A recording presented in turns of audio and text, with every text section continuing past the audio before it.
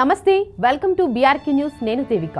దేశంలో మరోసారి కరోనా భయం పుట్టుకొస్తుంది. సరిగ్గా 5 ఏళ్ల కిందట ఇదే మహమ్మారి యావత్ ప్రపంచాన్ని ముప్పు తిప్పలు పెట్టింది. చిన్న పెద్ద అనే తేడాలు లేకుండా అందరినీ ఏకిపారేసింది. ప్రపంచ వ్యాప్తంగా ఎక్కడా చూసినా మూతికి మాస్క్, చేతికి శానిటైజర్ ఇవి లేనిదే గడప దాటి అడుగు పెట్టే పరిస్థితి లేకపోలేదు.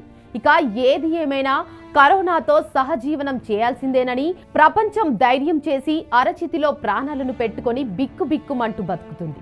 5 ఏళ్ల తర్వాత మళ్లీ కరోనా పంజా విసురుతోంది. దేశంలో కరోనా మహమ్మారి మరోమారు కలకలం రేపుతుంది.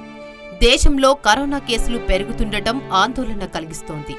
కేంద్ర ప్రభుత్వ అధికారిక గణాంకాల ప్రకారం దేశవ్యాప్తంగా పలు రాష్ట్రాల్లో ఇటీవల కాలంలో మొత్తం 257 కరోనా కేసులు నమోదైనట్లు వెల్లడైంది. ముఖ్యంగా మే 12వ తేదీ నుంచి వారం రోజుల వ్యవధిలోనే 164 కొత్త కేసులు వెలుగుచూడటం గమనార్హం.